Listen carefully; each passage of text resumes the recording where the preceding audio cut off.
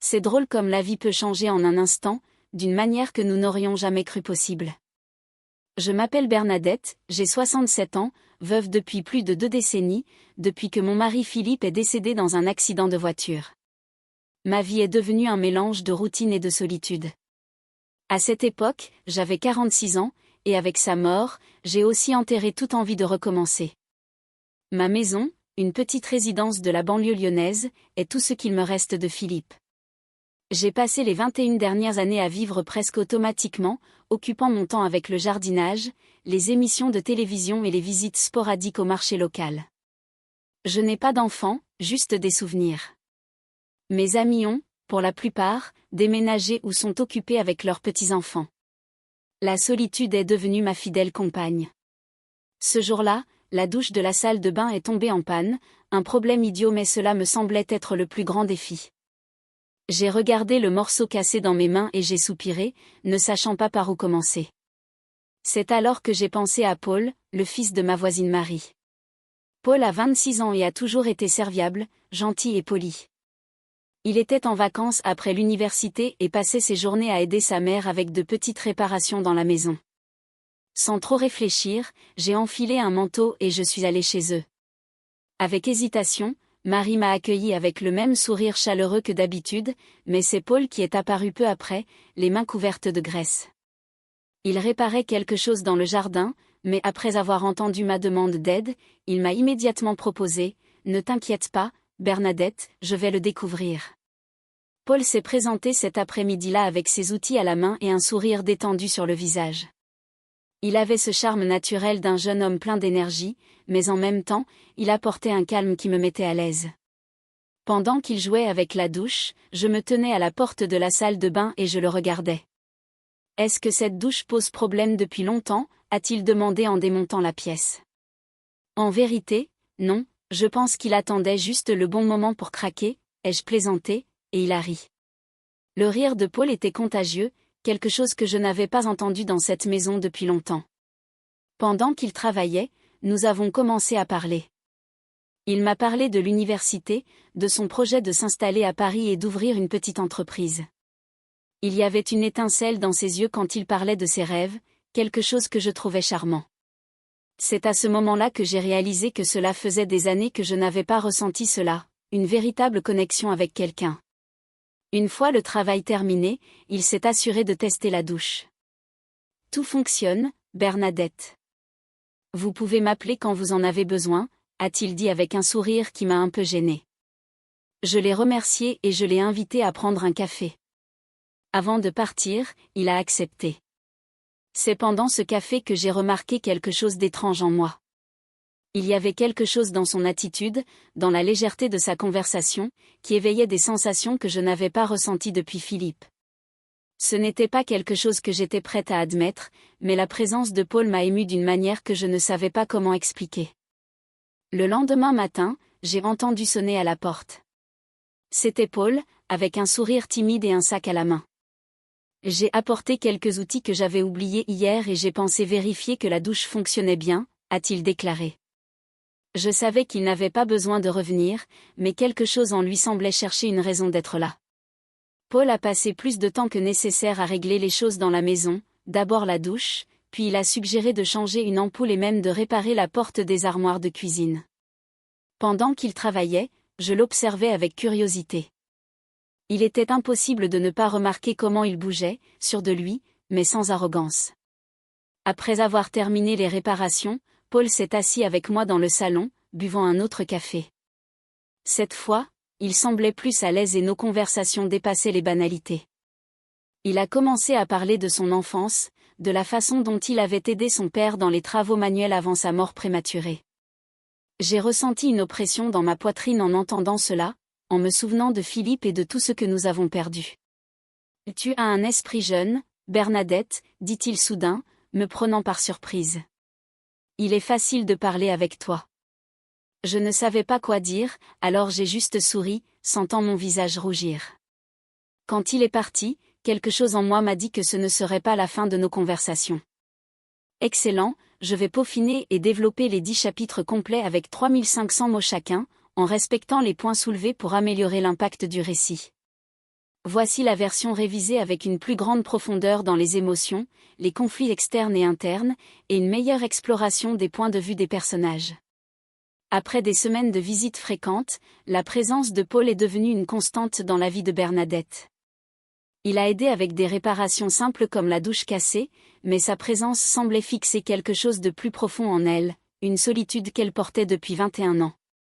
Bernadette a commencé à remarquer des choses qui passaient auparavant inaperçues, la façon dont Paul riait de ses histoires, même les plus stupides, la façon dont il inclinait la tête en écoutant ses suggestions. Il était presque impossible d'ignorer les énergies différentes qui remplissaient la maison lorsqu'il était là.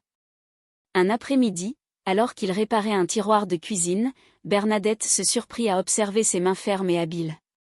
Une pensée soudaine la fit rougir, depuis combien de temps n'avait-elle pas remarqué un homme comme celui-là ? Depuis Philippe, elle était privée de ce genre de connexion. Après que Paul ait fini de travailler, il lui a demandé de prendre un café sur le porche. Le soleil doré de l'après-midi illuminait son visage alors qu'il parlait de ses projets pour l'avenir. « Je souhaite ouvrir un atelier à Lyon, dit-il, les yeux brillants. Mais j'économise toujours de l'argent. »« Tu le feras, Paul, répondit-elle avec un sourire encourageant.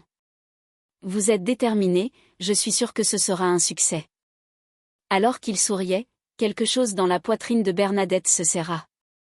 Elle attendait avec impatience le temps qu'elle passait avec Paul, mais c'était mal, n'est-ce pas ? Il était assez jeune pour être son petit-fils. Ses sentiments étaient inappropriés. Cependant, peu importe combien elle essayait de repousser ses pensées, il la suivait comme une ombre. Un soir, Paul est arrivé avec un sac de pain et un sourire timide. « Je t'ai apporté quelque chose. »« Je sais que tu aimes les croissants frais, » dit-il. Bernadette l'a invité et tous deux ont fini par partager du pain à la petite table de la cuisine. « Tu es différente aujourd'hui, Bernadette, » commenta-t-il en la regardant droit dans les yeux. « Plus radieuse. » Elle rit, ne sachant pas comment réagir. « Ça doit être l'entreprise, » a-t-il plaisanté, mais le regard de Paul était sérieux, intense. Après le dîner, il a insisté pour aider à faire la vaisselle. Alors qu'ils travaillaient côte à côte, leurs mains se touchèrent brièvement et Bernadette sentit un frisson parcourir son corps. Elle essaya de l'ignorer, mais quand elle regarda Paul, elle réalisa qu'il le ressentait aussi. Le silence entre eux était chargé. « Bernadette, » commença-t-il avec hésitation, « je t'aime vraiment. » Les mots le surprirent autant qu'eux. Bernadette ouvrit la bouche pour répondre, mais rien ne sortit. Au lieu de cela, Paul s'est avancé. Avant qu'elle ait pu comprendre ce qui se passait, il l'a embrassée. C'était un doux baiser, presque innocent mais plein de sens. Bernadette recula, confuse et effrayée. « Paul, c'est faux » marmonna-t-il en s'éloignant. Il n'insista pas, mais la regarda avec une expression mêlée de désir et de regret. « Je suis désolé, » dit-il avant de partir. Cette nuit-là, Bernadette resta éveillée pendant des heures, essayant de comprendre ce qui s'était passé. Une partie d'elle voulait rejeter ce qu'elle ressentait, mais une autre partie plus profonde et plus honnête voulait s'y abandonner. Après ce baiser, Bernadette essaya d'éviter Paul, mais il n'a pas abandonné. Quelques jours plus tard, il se présenta chez elle, disant qu'il avait besoin de récupérer un outil qu'il avait oublié. « Nous devons parler, » dit-il fermement. Bernadette tenta d'esquiver mais il insista, « Je sais que ça ne va pas, mais je ne peux pas ignorer ce que je ressens pour toi. » Elle le regarda, retenant ses larmes. « Paul, c'est fou. J'ai 67 ans, vous êtes jeune, vous avez toute la vie devant vous. Que pourrais-tu vouloir de quelqu'un comme moi ?» Il s'avança et lui tint les mains. « Je te veux, Bernadette. Je me fiche de l'âge ou de ce que les gens pensent. » Ces paroles la désarmèrent. Pour la première fois, elle laissa ses propres désirs parler plus fort. Ils passèrent l'après-midi ensemble, discutant, riant et finalement se livrant l'un à l'autre. C'était comme si une nouvelle vie avait commencé pour Bernadette, quelque chose qu'elle n'aurait jamais imaginé possible. Alors que Bernadette et Paul vivaient leur idylle en secret, le village devenait méfiant. Des rumeurs commençaient à circuler, et Marie, la mère de Paul, confronta Bernadette. « Que se passe-t-il entre vous et mon fils ?» demanda-t-elle, les yeux pleins de suspicion. Bernadette a essayé de le nier, mais Marie n'était pas idiote. Il passe plus de temps ici qu'à la maison. Attention, Bernadette, cela ne va pas bien se terminer. Paul, à son tour, a dû faire face à des pressions à la maison. Sa mère l'accusa de manquer de respect à Bernadette et à lui-même. « Tu as toute la vie devant toi, Paul. Que fais-tu avec une femme qui pourrait être ta grand-mère ?»« Je t'aime, maman, » répondit-il sans hésitation. Ces mots choquèrent Marie, mais elle fut incapable de répondre. La relation entre Bernadette et Paul est devenue le sujet de conversation du village. Les gens chuchotaient à chaque fois qu'elle passait par là et certains lui faisaient même directement des commentaires désagréables. « Vous devriez avoir honte », déclara un voisin. Bernadette commençait à étouffer. Même si Paul restait à ses côtés, elle savait que le poids du jugement social pesait sur eux deux. Un soir, après une autre journée difficile, elle a décidé d'en finir avec tout cela. « Paul, ça ne marchera pas. Il faut avancer, construire sa vie. Je ne peux pas t'entraîner là-dedans. » Il essaya de la convaincre du contraire, mais Bernadette resta ferme. Quand il est parti, elle a pleuré comme jamais, ayant l'impression de perdre une partie d'elle-même. Sans Paul, la maison de Bernadette semblait plus vide que jamais. Elle essaya de reprendre sa routine, mais rien ne semblait combler le vide qu'il avait laissé. Elle a commencé à se demander si elle avait pris la bonne décision. Paul, de son côté, était déterminé à prouver que son amour pour Bernadette était réel. Il a travaillé dur pour économiser de l'argent et a commencé à faire des projets pour l'avenir, des projets qui l'incluaient. Des mois plus tard, Paul s'est présenté à la porte de Bernadette. Il semblait plus mature, plus confiant. « J'ai passé ces mois à réfléchir et j'ai réalisé que je ne pouvais pas vivre sans toi », a-t-il déclaré. Bernadette, émue, réalisa qu'elle non plus ne pouvait pas vivre sans lui. Ils se sont embrassés, et à ce moment-là, tous les doutes ont disparu. Ils ont décidé d'affronter le monde ensemble, en mettant de côté le jugement des autres et en se concentrant sur l'amour qui les unissait. Tout d'abord, je tiens à remercier profondément Bernadette d'avoir partagé son histoire ici avec nous. Il faut beaucoup de courage pour ouvrir son cœur et partager des moments de vie aussi intimes et mémorables. Ce que tu as vécu, Bernadette, est quelque chose qui nous fait réfléchir à la façon dont l'amour et la connexion peuvent émerger dans les moments les plus inattendus, même après des années de solitude. Imaginez la transformation qui a commencé avec une simple pomme de douche cassée. Cela nous fait réaliser que les choses les plus simples de la vie peuvent entraîner les changements les plus profonds. Son histoire ne parle pas seulement de romance, mais aussi de nouveaux départs, de se permettre de ressentir et de vivre, même lorsque la société essaie d'imposer des barrières ou de nous faire douter de nous-mêmes. Je sais que beaucoup de gens qui regardent la chaîne peuvent s'identifier à ce que vous avez vécu. Qui n'a jamais eu peur d'être jugé pour avoir aimé quelqu'un ou pour avoir choisi quelque chose qui s'écarte des normes ?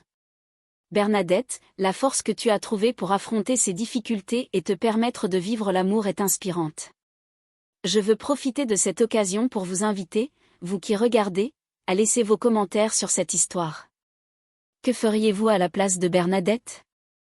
Pensez-vous qu'elle a pris les bonnes décisions ? Votre avis est très important ici, alors parlons-en dans les commentaires. Encore une fois, Bernadette, merci beaucoup de m'avoir fait confiance ainsi qu'à notre entité pour raconter votre histoire. J'espère qu'elle inspirera beaucoup de gens à ne pas avoir peur de suivre leur cœur. Jusqu'au prochain rapport, les gars.